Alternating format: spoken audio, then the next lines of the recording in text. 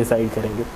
उसका एक फॉर्मूला है, अगर हमारे एंड एलिमेंट जो है वो सेम हो, आइडेंटिकल हो, तो नंबर ऑफ़ आइसोमर्स कितने होंगे ये हम डिसाइड करना चाहते हैं। ठीक है, तो इसके लिए क्या होता है, हमारे पास फॉर्मूला होता है number of isomers are 2n-1 plus 2p-1। n क्या है, number of double bonds, p क्या है, p is equal to n/2 f n even है, p is equal to n plus 1/2 if n is odd. ठीक है, ये चीज़, ये formula होता है। तो यहाँ पे हमने देखा कि एंड एलिमेंट सेम है, तो हमारा क्या होगा, n की वैल्यू 2 है, 2^1 plus p is equal to क्या होगा, n इवन है तो 1 0, 2^0 मीन्स 3 आइसोमर्स होने चाहिए, 3 आइसोमर्स होने चाहिए। लेकिन अभी हमने देखा कि 4 आइसोमर्स हैं। तो क्या होता है कि हमारा जो सिस ट्रांस और ट्रांसेंस फॉर्म था, ये आइडेंटिकल होता है। कैसे, ये हमारा क्या है, ट्रांस। ठीक है, अगर हम ट्रांसेस बनाते हैं, सपोज ये हमारा हो गया ट्रांसेस फॉर्म। ठीक है, अब यही एटम सिस ट्रांस कैसे होगा, अब अगर यहाँ से देखें हम, ये हमारा हो गया इधर से देखने में ट्रांस सिस, लेकिन अगर हम यहाँ से देखें सिस ट्रांस, तो ये दोनों सेम होते हैं, मतलब ये दोनों कंपाउंड, दोनों स्ट्रक्चर सेम होते हैं, जिसकी वजह से total number of isomers are 3। ठीक है, तो ये रीज़न है। अगर हम बाकी सबको देखते हैं तो वो नहीं होता, लेकिन इस केस में सिस ट्रांस में ये होता है। ठीक है, तो इस वजह से इसके नंबर ऑफ आइसोमर्स 3 हैं। तो इसी तरीके से you have many examples in your booklet, वो आप देख सकते हैं कि कौन सा सिस होगा, कौन सा trans, and number of isomers आपको बताने होते हैं। Sometimes questions are asked on that. तो सबसे पहले ऑप्टिकल आइसोमेरिज्म में ऑप्टिकल एक्टिविटी क्या होती है, means how we can say the compound is active, optically active और ऑप्टिकली इनएक्टिव। तो सबसे पहले हम ऑप्टिकल एक्टिविटी को समझते हैं। जो अगर आप देखते हैं कि जो नॉर्मल लाइट है, सपोज ये सोर्स है, तो वो हर डायरेक्शन में मूव करती है। ठीक है, नॉर्मल लाइट हर डायरेक्शन में मूव करती है। ठीक, ये अगर कोई पॉइंट सोर्स है जहाँ से लाइट निकल रही है, तो वो हर डायरेक्शन में मूव करती है। But when we pass this light from a Nicol prism,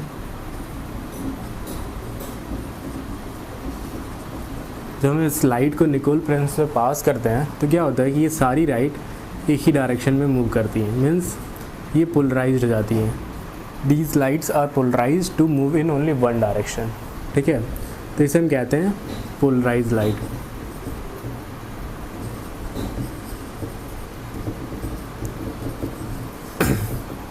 ठीक है, अब ये अगर पोलराइज्ड लाइट इस डायरेक्शन मूव कर रही है, तो this is its plane, this is plane of polarised light.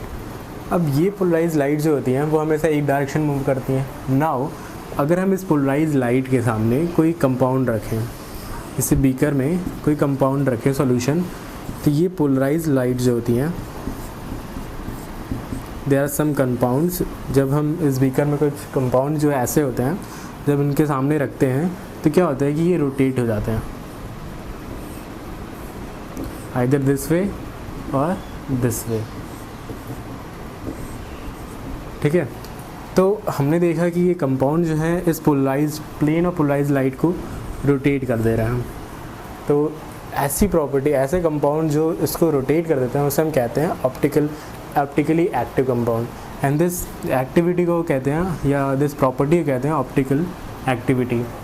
ठीक है, अब ये क्यों क्या होता है प्लेन पोलराइज्ड हमारा, कि जो नॉर्मल सोर्स लाइट है, जैसे आपने बल्ब जलाया, तो इससे बल्ब से रोशनी हमेशा चारों साइड जाती है। ठीक है, जब हम एक निकोल प्रिज्म लाते हैं, तो वो एक ही डायरेक्शन में मूव करती है, वो लाइट हमेशा एक डायरेक्शन में मूव करती है ना। इन लाइट को हम कहते हैं polarised light. This polarised light have a plane जिसमें वो मूव करती हैं। ठीक है, तो इसे हम कहते हैं प्लेन ऑफ पोलराइज्ड लाइट। जब दिस पोलराइज्ड लाइट को हम किसी सॉल्यूशन के सामने रखते हैं, तो ये सॉल्यूशन क्या होते हैं, उन पोलराइज्ड लाइट को रोटेट कर देते हैं, आइदर दिस वे और दिस वे। मतलब हमारी एक्चुअल डायरेक्शन ये थी, एक्चुअल डायरेक्शन ये थी तो वो या तो ऐसे रोटेट कर देंगे या तो ऐसे रोटेट कर देंगे, ठीक है। तो ये इस सॉल्यूशंस की प्रॉपर्टी होती है। अब जो सॉल्यूशन, हर सॉल्यूशन नहीं, जो सॉल्यूशन ऐसा करता है उसे हम कहते हैं ऑप्टिकली एक्टिव कंपाउंड या optically active solution, optically active, ठीक है। अब ये हो गया हमारे कुछ ऑर्गेनिक कंपाउंड्स होते हैं जो ऑप्टिकली एक्टिविटी शो करते हैं, और कुछ इनऑर्गेनिक कंपाउंड होते हैं जो भी ऑप्टिकली एक्टिविटी शो करते हैं, ठीक है। अब इसमें जो है दो डायरेक्शन पॉसिबल, एक क्लॉकवाइज और एक एंटी क्लॉकवाइज। तो जो क्लॉकवाइज मूव करेगा, जो सॉल्यूशन क्लॉकवाइज मूव कर देगा प्लेन ऑफ पोलराइज्ड लाइट को, उसे हम कहते हैं डेक्स्ट्रो रोटेटरी, और जो एंटी क्लॉकवाइज रोटेट करेगा उसे हम कहते हैं लीवो रोटेटरी, ठीक है। तो ऑप्टिकल एक्टिविटी का क्या मतलब हुआ, जो कि प्लेन ऑफ पोलराइज्ड लाइट को किसी डायरेक्शन में रोटेट कर दे, ठीक है। इसे हम कहते हैं एंगल ऑफ रोटेशन, जितना वो रोटेट करेगा। ये हर कंपाउंड का अलग अलग होता है, ठीक है। उसका एक डिफरेंट मेथड होता है कैलकुलेट करने का, but here we are concern the direction. अगर क्लॉकवाइज घूमता है तो उसे हम कहते हैं डेक्स्ट्रो रोटेटिंग, अगर एंटी क्लॉकवाइज घूमता है तो उसे हम कहते हैं लीवो रोटेटरी, ठीक है। तो ये हमारा हो गया ऑप्टिकल एक्टिविटी और ऑप्टिकली एक्टिव कंपाउंड्स। इसके बाद हम देखते हैं कि what is optical isomers, isomerism और ऑप्टिकल आइसोमर। ऑप्टिकल आइसोमेरिज्म क्या होता है? ऑप्टिकल आइसोमेरिज्म वो होता है कि जो कंपाउंड ऑप्टिकली एक्टिव होते हैं उनमें जो आइसोमेरिज्म होता है, उनकी जो आइसोमेरिज्म होती है due to the rotation, means एक कंपाउंड हमारा क्लॉकवाइज घुमा रहा है और सेम कंपाउंड, मतलब सेम मॉलिकुलर फार्मूला का कंपाउंड उसे एंटी क्लॉकवाइज घुमा रहा है, तो हम उसे कहते हैं ऑप्टिकल आइसोमेरिज्म। इसके लिए कुछ इंपॉर्टेंट चीज़ें होती हैं। सबसे पहले होता है कायरल कार्बन।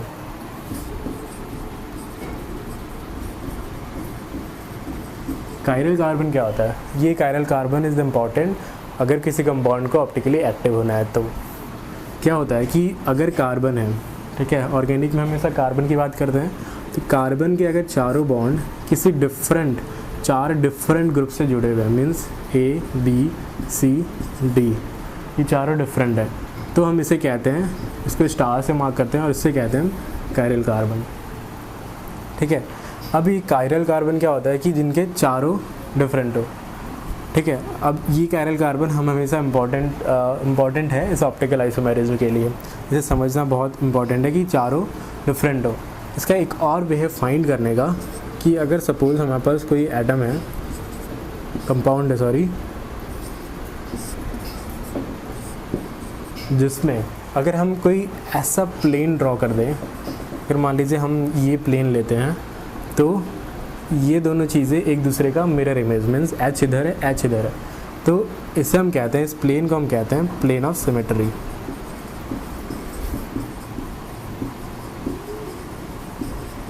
ठीक है। तो प्लेन जिस भी कंपाउंड में अगर प्लेन ऑफ सिमेट्री होगी वो कायरल नहीं होगा, ठीक है। मतलब हमें अगर कायरल कार्बन फाइंड करना है तो हम देखेंगे जिसमें प्लेन ऑफ सिमेट्री नहीं है, या फिर चारों जो बॉन्ड है वो डिफरेंट से हो। बट कभी कभी क्या होता है कि चारों बॉन्ड डिफरेंट से होते हैं, लेकिन उसमें एक प्लेन ऑफ सिमेट्री या पॉइंट ऑफ सिमेट्री होता है। पॉइंट ऑफ सिमेट्री इसके आगे हम देखेंगे कि पॉइंट ऑफ सिमेट्री क्या होती है,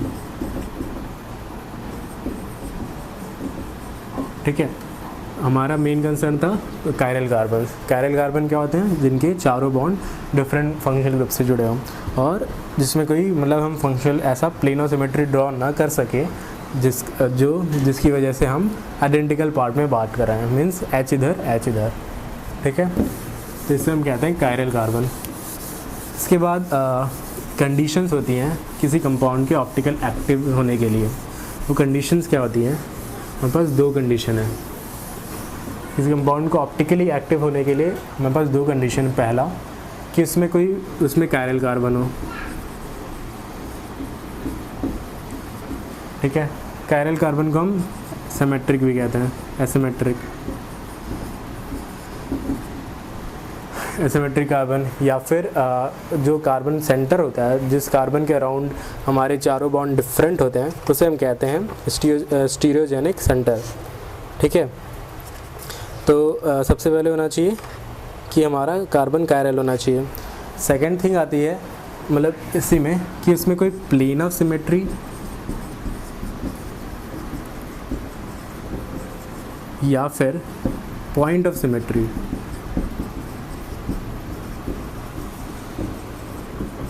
ना हो।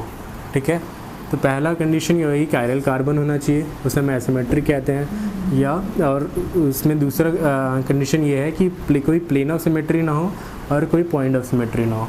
ये प्लेन ऑफ सिमेट्री और पॉइंट ऑफ सिमेट्री हम थोड़ी देर बाद डिस्कस करेंगे।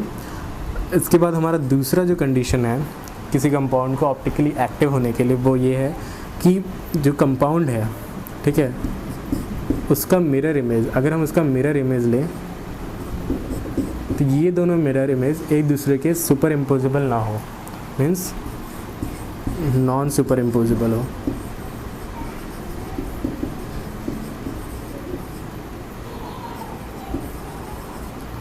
ठीक है, ये नॉन सुपर इम्पोजिबल क्या होता है ये हम अभी थोड़ी देर में देखते हैं।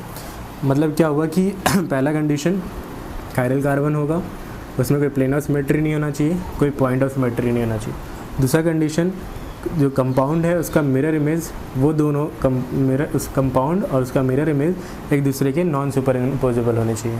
ठीक है, तो this is the condition for optically active compound. अब हम देखते हैं कि प्लेन ऑफ सिमेट्री और पॉइंट ऑफ सिमेट्री क्या होती है। सबसे पहले देखते हैं plane of symmetry. Plane of symmetry क्या होती है कि ऐसा कोई प्लेन, ठीक है, 3D में ऐसा कोई प्लेन जो गिवन कंपाउंड को, मतलब अगर सपोज हमारा 2 बॉन्ड इसमें है,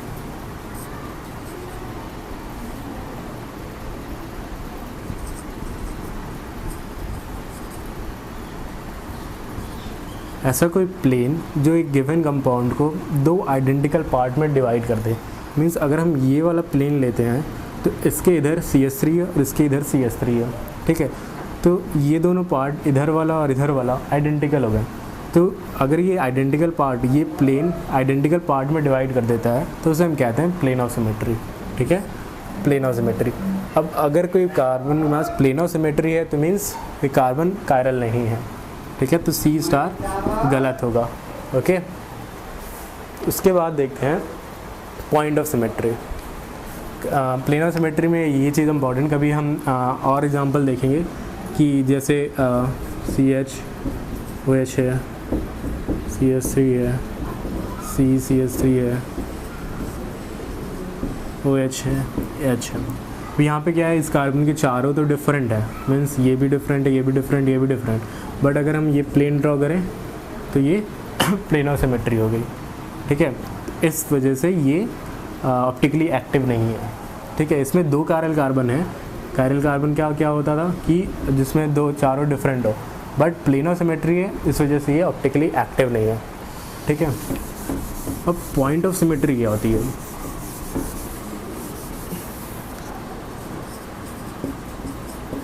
पॉइंट ऑफ सिमेट्री कभी क्या होता है, जब हमारे पास एक से ज़्यादा कायरल कार्बन हो तो there is a point, suppose हमारा A है, B है, C है।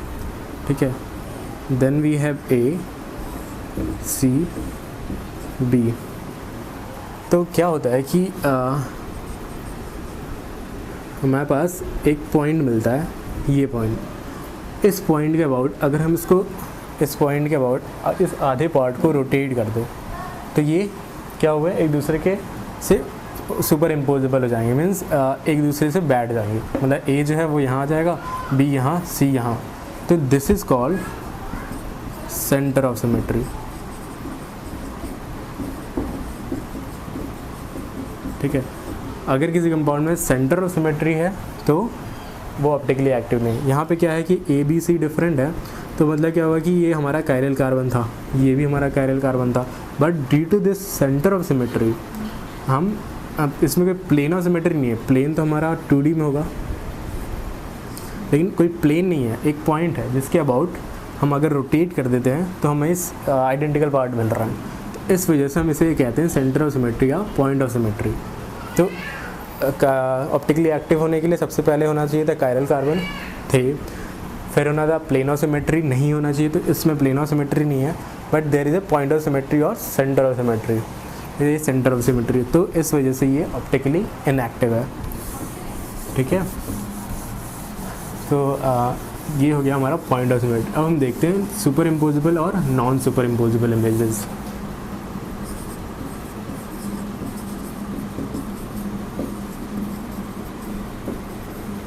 और नॉन सुपर इम्पोजिबल ये क्या होते हैं? अभी हमने देखा कि chiral carbon, then we have plane of symmetry and centre of symmetry. अब क्या होता है कि अगर हमारे पास कोई साइक्लिक कंपाउंड है, ठीक है, सपोज हमारे पास एक साइक्लिक कंपाउंड है, तो साइक्लिक कंपाउंड में क्या होता है कि COH H COH H PH suppose ऐसा है, ठीक है, HNPH। साइक्लिक कंपाउंड में ये मतलब ये चीज़ होती है कि अगर इवन नंबर साइक्लिक कंपाउंड है, इवन नंबर है, मीन्स 4 6 इस तरीके से इवन नंबर का साइक्लिक कंपाउंड है, then they have centre of symmetry. Okay, odd number में ऑड मेंबर्ड साइकिल्स में ये नहीं फाइंड होता है। जैसे यहाँ पे ये सेंटर ऑफ सिमेट्री, इसके अबाउट अगर हम रोटेट कर दें, COH नीचे H ऊपर, ठीक है, तो साइक्लिक कंपाउंड में ये चीज़ें होती हैं। जहाँ पे even number of numbered cycle होगा वहाँ पे सेंटर ऑफ सिमेट्री होती है, बट ऑड नंबर में नहीं होता है ये। ठीक है, इसके बाद हम देखते हैं कि super imposable and non super imposable चीज़ें क्या होती हैं। हमने भी देखा था सेकंड कंडीशन ऑप्टिकली एक्टिव होने के लिए कि the compound and it's mirror image should not be super imposable. Super imposable, तो इसका मतलब क्या हुआ सुपर इम्पोजिबल? जैसे आपके पास हैंड है, ठीक है, अब ये हैंड क्या होता है कि हमारा ये हैंड है, इसका अगर मिरर इमेज लें हम, सपोज इसका मिरर इमेज लेते हैं, तो ये जो है यहाँ पे, ठीक है, ये सबसे पास है मिरर के, तो ये सबसे पास होगा, ये दूर, ये सबसे दूर है तो ये सबसे दूर होगा। ठीक है, अब ये दोनों एक दूसरे के मिरर इमेज है, आपके left and right hand. But क्या होता है कि अगर ये दोनों मिरर इमेज है, हम चेक करेंगे कि सुपर इम्पोजिबल है या नहीं। तो क्या होता है कि हम इस हैंड को उठाएंगे और इसके ऊपर रखेंगे, ठीक है, मतलब कंपाउंड को उठाएंगे और उसके मिरर इमेज के ऊपर रखेंगे। ठीक है, अब अगर ये दोनों सिमेट्रिक हो जाते हैं, मीन्स अगर ये बैठ जाता तो हम कहते हैं दे आर सुपर इम्पोजिबल, और अगर नहीं बैठता तो हम उसे कहते हैं नॉन सुपर इम्पोजिबल। अब हम उठा के रखा हमने, कभी क्या होता है थोड़ा एंगल अगर घुमाते हैं, ठीक है, तो भी हो सकता है, बट इस केस में हमारा नहीं होगा। जैसे हम देखते हैं कि जैसे हमारा सपोज़ मॉम लिखा हुआ है, इसका मिरर इमेज क्या होगा, MOM।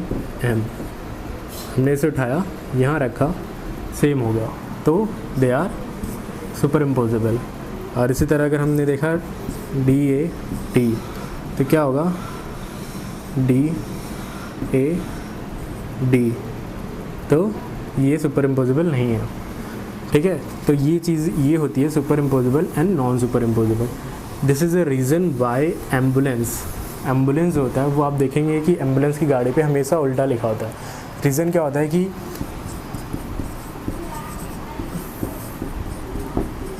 ये जब उल्टा लिखा होता है, तो जब इसका मिरर इमेज सामने वाली कार पे या बाइक पे कोई भी उस पर पड़ता है, उसके मिरर पे पड़ता है, तो उल्टा होने की वजह से इसका इमेज सीधा पड़ता है। ठीक है, इसका इमेज सीधा पड़ता है, दैट्स वाई वी मतलब सामने वाला देख सके कि पीछे एम्बुलेंस है, इस वजह से ये उल्टा लिखा होता है। ठीक है, तो ये हमारा super imposable and non super imposable हो गया। अब इसमें क्या होता है, हमारे पास दो टर्मिनोलॉजी है जिसे हम कहते हैं एनेंशियोमर। एनेंशियोमर्स क्या होते हैं कि वे कंपाउंड जिनका mirror image non super imposable हो। ठीक है, नॉन सुपर इम्पोजिबल है, उसे हम कहते हैं एनेंशियोमर। ठीक, अब एनेंशियोमर को हम कैसे देख सकेंगे, हम पहले उसका कंपाउंड बनाया, देन उसका मिरर इमेज और इम्पोज करके देखेंगे। तो ऐसे कंपाउंड जो नॉन सुपर इम्पोजिबल होते हैं उसे हम कहते हैं एनेंशियोमर, और ऐसे कंपाउंड जो एक दूसरे के मिरर इमेज नहीं होते हैं बट स्टीरियोमर्स होते हैं, मीन्स स्टीरियोमर्स मीन्स ऑप्टिकली एक्टिव होते हैं, आइसोमेरिक शो कर रहे हैं, but non super impossible images होते हैं, तो हम कहते हैं डाइस्टीरियोमर। ठीक है, एनेंशियोमर एंड डाइस्टीरियोमर। ठीक, अब क्या हो गया, एनेंशियोमर हो गया, ये हो गया। अब जैसे हम देखें एग्जांपल देखें कि क्या होगा, क्या एनेंशियोमर के कोई एग्जांपल देखा, तो जैसे हमारा Me है, Cl है, Et हो गया, H। ठीक है, अब इसका मिरर इमेज ले तो Cl क्या है, सबसे पहले आएगा, Cl आ गया, Me आपका ऊपर होगा, Et ये हो गया, और ये हो गया H। तो अगर हम इसे उठा के देखते हैं, ठीक है, इससे हमने उठाया, यहाँ रखा, Me तो मैच कर रहा है, Cl मैच नहीं कर रहा, चलो ठीक। H जो है हमारा इस साइड है और Et जो है यहाँ पे अबव द प्लेन, Et यहाँ भी अबव द प्लेन है लेकिन अपोजिट साइड में, तो इस वजह से ये दोनों एक दूसरे के सुपर इम्पोजिबल नहीं है। So that's why they are called enantiomer. अगर इमेजेस सुपर इम्पोजिबल हैं तो उन्हें हम कहते हैं डाइस्टीरियोमर,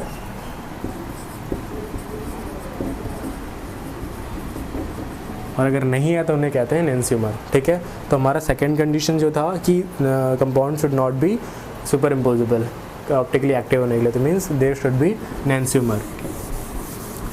इसके बाद हम देखते हैं कि हमने देखा कि 3D में ड्रॉ करना थोड़ा डिफ़िकल्ट होता है, मीन्स जैसे अभी हमने देखा Et को ड्रॉ किया, H को ड्रॉ किया, तो ये डिफ़िकल्ट होता है। जहाँ पे एक से ज़्यादा कायरल कार्बन होंगे वहाँ पे और डिफ़िकल्टी बढ़ जाती है। तो उसके लिए हमारे पास एक फिशर प्रोजेक्शन होता है।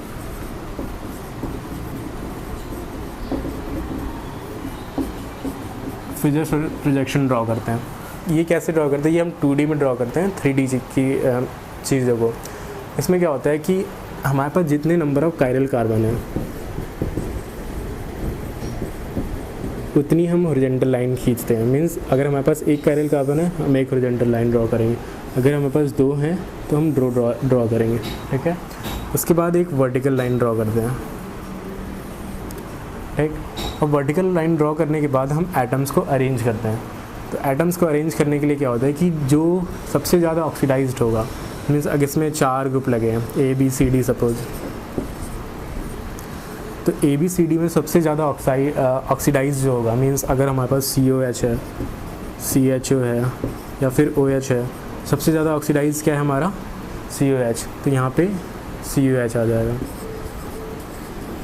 ठीक है, उसके बाद हमारा सेकंड कंपाउंड आएगा।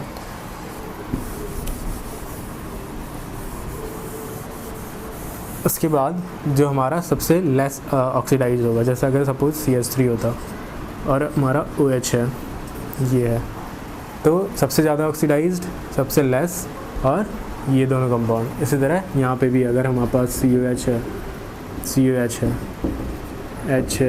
OH है, H है, इस तरीके से हम फिशर प्रोजेक्शन ड्रॉ करते हैं। और इस फिशर प्रोजेक्शन का मतलब क्या होता है कि ये जो कंपाउंड है H और OH ये इस प्लेन में होते हैं, सॉरी इस प्लेन में नहीं, ये इस प्लेन से बाहर आ रहे होते हैं, मीन्स सॉलिड होते हैं।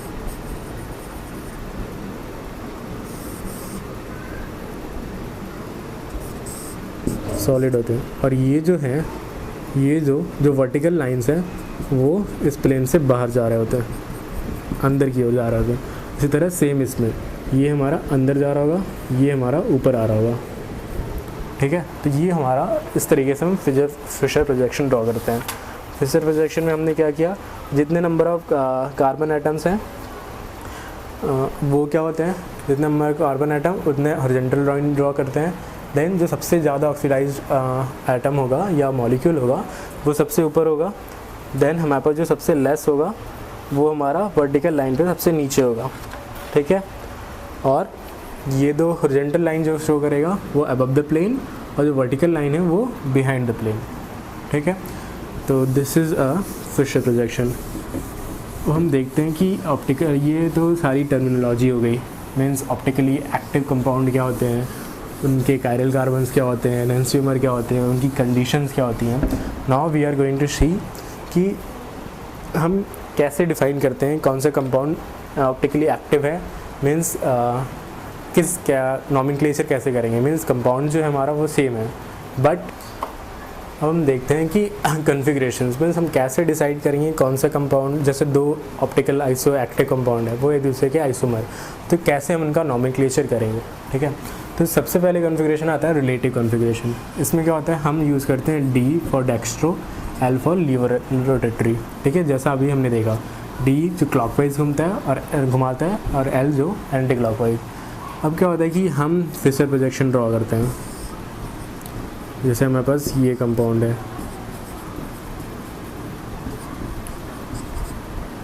अब इसमें हमारे पास कार्बन है, उसके पास OH है, O जुड़ा हुआ है, C जुड़ा है और H जुड़ा है। तो जहाँ जहाँ जो H जुड़ा होता है उससे वो तो हो गया हमारा C और H। जो अदर देन C और H होते हैं उससे उन कंपाउंड्स को हम कहते हैं हेड्रो एटम्स है, हेड्रो कंपाउंड्स, ठीक है।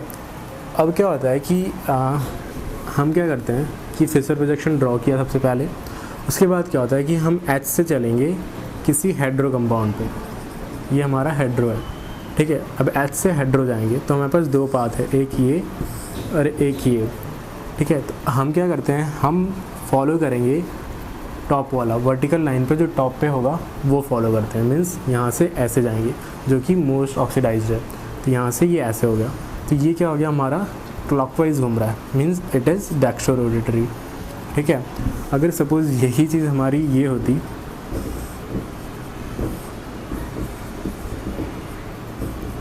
तो क्या होता, हमारा H से ऑक्सीडाइज्ड एटम से most oxidised atom top element से इधर, तो ये हमारा होता है L लिवो रोटेटरी, ठीक है। तो ये हमारा D और L कॉन्फ़िगरेशन, इसे हम कहते हैं D और L। ये बहुत सिंपल है, हम देखते हैं हाइड्रोजन से उस तरीके वहाँ पे हेड्रो एलिमेंट पे, जैसे अगर हमारे पास सपोज़ कोई ऐसा एलिमेंट है COH, OH, H, OH, H, COH, ठीक है। तो अब H क्या कर रहा है, इधर घूमेगा, तो दो कायरल कार्बन है इसमें, ठीक है।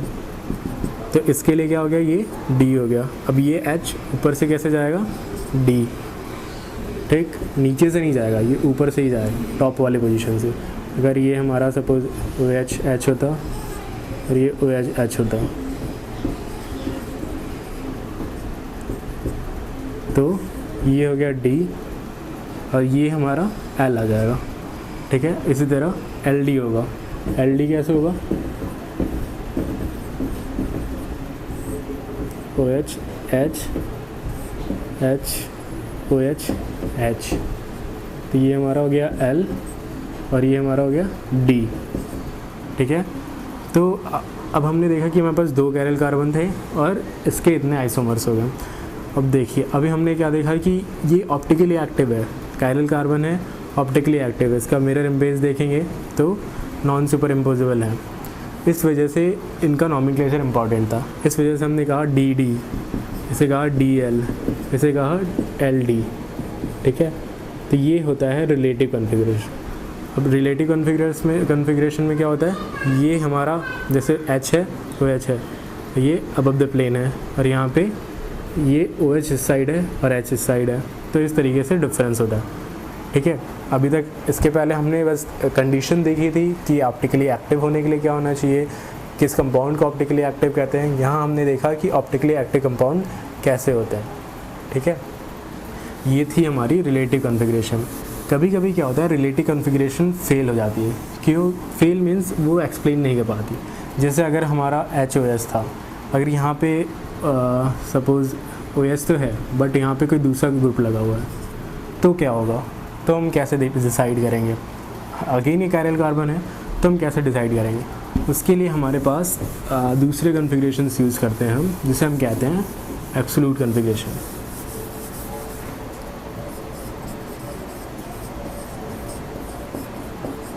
इसमें हम आर एस नॉमेनक्लेचर यूज़ करते हैं, ठीक है।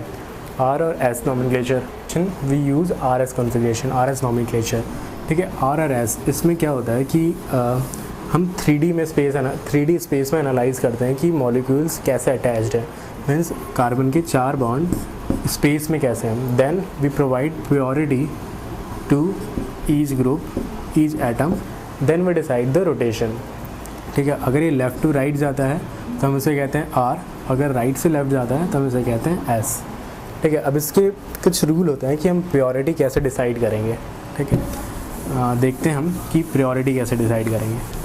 सबसे पहले क्या होता है कि सपोज़ कार्बन पे ये हैं IR, CL, BR, H, तो हाईएस्ट एटॉमिक नंबर जो होता है उसको हम 1 प्योरिटी देंगे, उसके अकॉर्डिंग हम चलेंगे 1 2 3 4, ठीक है। जिसका एटॉमिक नंबर सबसे ज़्यादा होगा वो हाईएस्ट प्योरिटी होगा, जिसका लो उसको लोएस्ट प्योरिटी, ठीक है, जहाँ पे चारों डिफरेंट हैं। अब क्या होता है कि अगर सपोज़ हमारा यहाँ पे H लगा हुआ है, ठीक है, यहाँ पे हाइड्रोजन का आइसोटोप लगा है, तो हम क्या होता है कि इन दोनों में से किसका एटॉमिक मास ज़्यादा है। डी का हमेशा, प्लूटोनियम का हमेशा मास ज़्यादा है एटॉमिक मास, तो ये थर्ड प्योरिटी पे आएगा, ठीक है। अब क्या होता है कि थर्ड केस कि अगर हमारे पास सपोज़ कार्बन लगे हैं, अब दोनों साइड कार्बन लगे हुए हैं, तो हम कैसे डिसाइड करेंगे कौन सी प्योरिटी।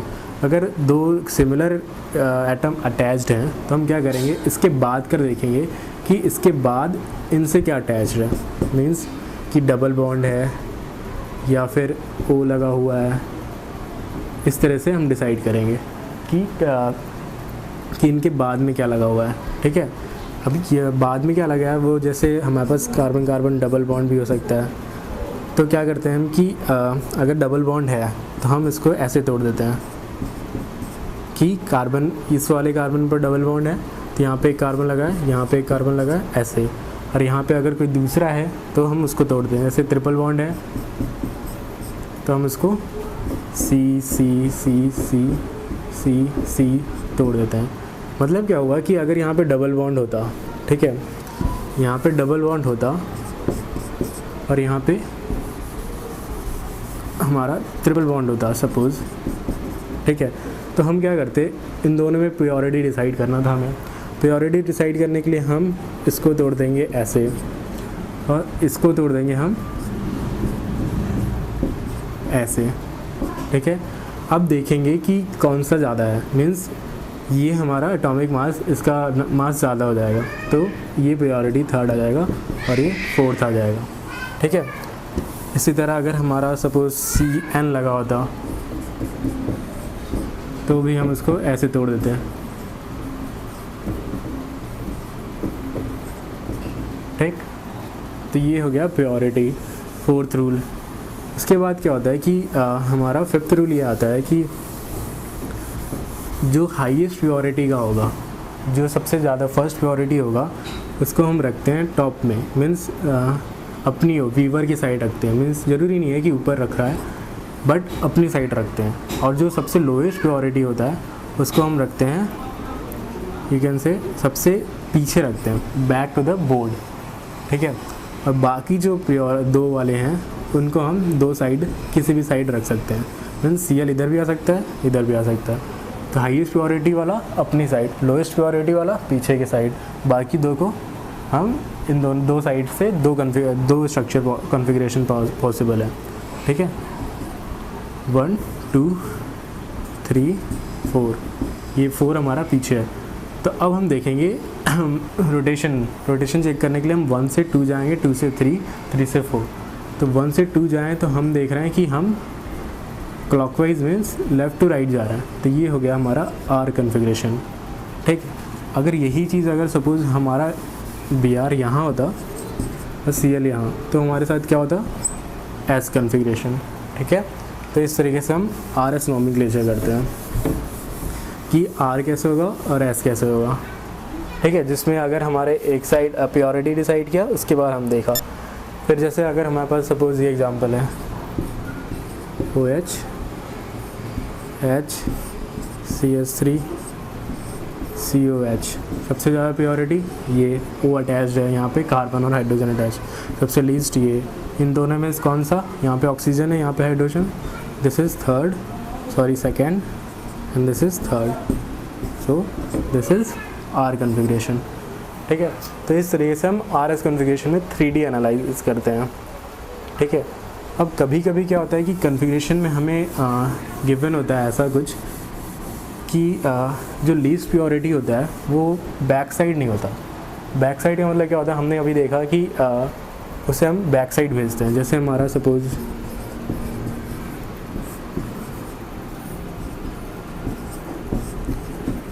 ये हमारा CH3 बैक साइड है, तो इसको हम पहले चेंज करते हैं, चेंज करके इसको बैक साइड लाएंगे। उस चेंज करने के लिए हमें एक्सचेंज करना पड़ता है, एटम्स और मॉलिक्यूल को एक्सचेंज करना पड़ता है। तो जब भी हम एक्सचेंज करेंगे तो हमेशा हम 2 बार एक्सचेंज करेंगे, मीन्स कभी हम एक बार एक्सचेंज नहीं करेंगे। अगर एक बार एक्सचेंज करेंगे तो उस मॉलिक्यूल की कन्फिग्रेशन चेंज हो जाएगी। ठीक है, हमेशा डबल एक्सचेंज करते हैं। डबल एक्सचेंज करेंगे तो हमारे पास सेम एटम होगा। इसके बाद जब हम एक्सचेंज करेंगे तो आ जाएगा COH OH H CH3। पहले हमने HCH3 का एक्सचेंज किया, फिर OH CH3 का। तो क्योंकि H हमारा यहाँ पहुँच चुका है लोएस्ट पोजीशन पे, तो हम इसको एक्सचेंज करके फिर से दूसरी कन्फिग्रेशन पे नहीं आना चाहते, इसलिए हम इसको एक्सचेंज करेंगे। तो जैसे ये हमारा हो गया OH फर्स्ट प्योरिटी था, OH से ये हमारा हो गया R कन्फिग्रेशन।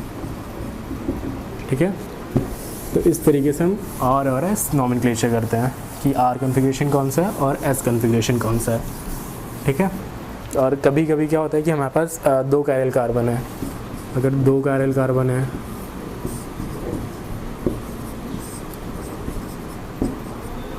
तो हम क्या करेंगे, हम सिंपल दोनों का अलग अलग डिसाइड करेंगे। मीन्स ये हमारा पहला कार्बन हो गया COH COH H। अब यहाँ पे ये पूरा ग्रुप लगा है CH 1, यहाँ पे 2 है क्योंकि ऑक्सीजन लगा है यहाँ पे, जबकि CH लगा है 4 3, सो इट इज़ S। ठीक है, इस तरह से दोनों का अलग अलग डिसाइड करेंगे हम कि कौन सा क्या है। ऊपर वाले कार्बन का हो गया, उसी तरह हम नीचे वाले कार्बन में करेंगे। So this is about the absolute configuration in which we use 3D space arrangement to decide the configuration.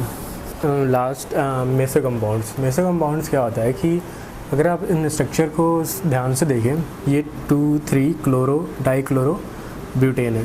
ठीक है, अब इसका मैंने कन्फिग्रेशन ड्रॉ किया है RR। जब आप ड्रॉ करेंगे तो RR RS SR SS। ठीक है, तो इन कन्फिग्रेशन में अगर हम RS और SR को पे ध्यान दें तो क्या है, ये स्ट्रक्चर मिल जाएगा हमें। तो ये स्ट्रक्चर क्या है हमारा SR।